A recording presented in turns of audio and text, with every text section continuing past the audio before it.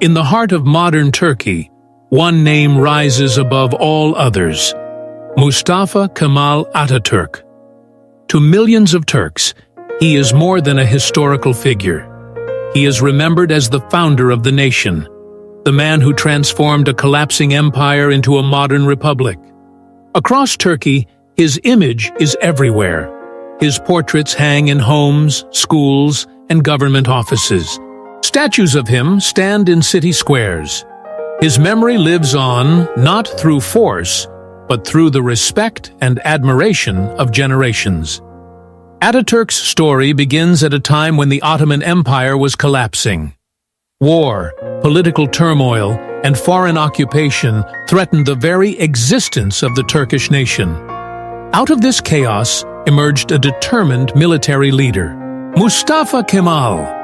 Brilliant, disciplined, and fearless, he quickly gained recognition as a skilled commander.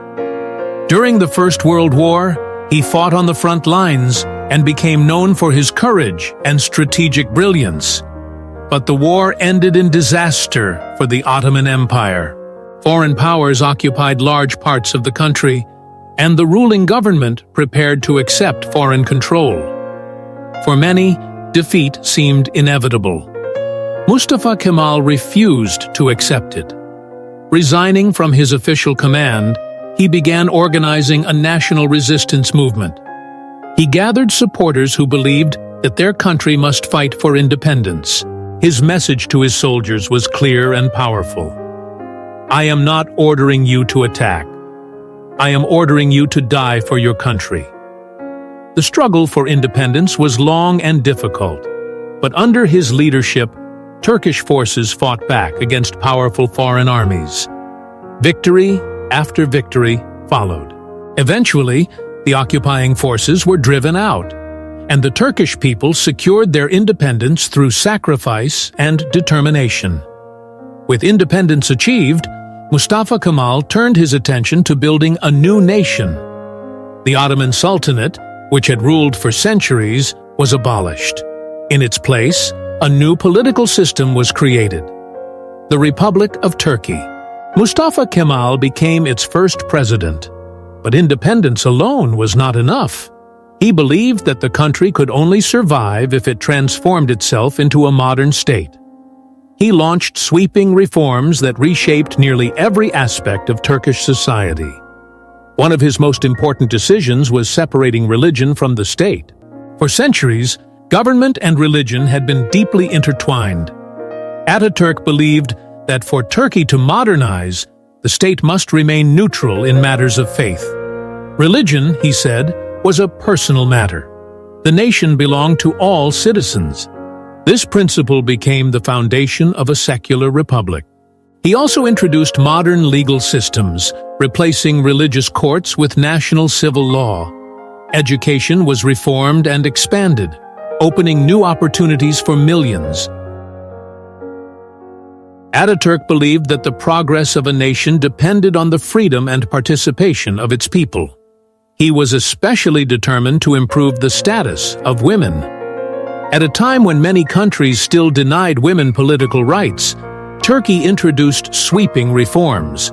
Women gained the right to education, the right to divorce, and eventually the right to vote and participate in politics.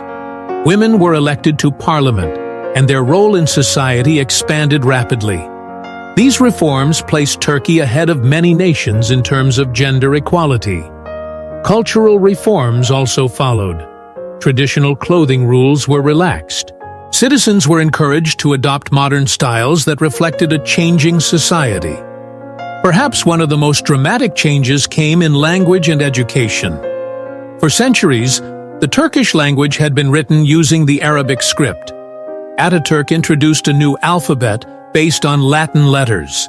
The goal was simple but revolutionary: make reading and writing easier for ordinary citizens. He personally traveled across the country, visiting towns and villages, teaching the new alphabet on blackboards. The result was remarkable. Within a few years, literacy rates improved dramatically. Turkey was transforming. Economic reforms soon followed. New industries were encouraged. Agriculture was strengthened, infrastructure expanded, factories, railways, and modern institutions began to reshape the nation's economy. Within a short period of time, the country that had once been weak and fragmented began to stand stronger and more confident on the world stage. Ataturk also believed deeply in peace. Having witnessed the devastation of war, he adopted a guiding principle for his country: peace at home, peace in the world. He worked to establish peaceful relations with neighboring nations, turning former enemies into diplomatic partners. Despite his achievements, his reforms were not without opposition. Some resisted the rapid changes to tradition and society. There were protests, criticism, and even attempts on his life. Yet the majority of the population stood firmly behind him, believing in his vision for a stronger, modern nation. Under his leadership, Turkey experienced an extraordinary transformation. National unity strengthened, modern institutions were built, a new national identity emerged. Mustafa Kemal Atatürk led the country for 15 years. In that time, he reshaped the political, cultural, and social foundations of Turkey. In 1938, at the age of 57, he passed away. His death caused deep mourning across the nation. People gathered in silence, grieving the loss of the leader who had rebuilt their country. Even today, his memory remains powerful. Every year, at the exact moment of his passing, people across Turkey pause for a moment of silence. Cars stop. Crowds stand still. Sirens echo across the country. For 1 minute, an entire nation remembers the man who shaped its destiny. Mustafa Kemal Atatürk once said, "One day my body will turn to dust, but the Republic of Turkey will stand forever." Nearly a century later, his legacy continues to live on, not only in monuments and history books, but in the nation he created.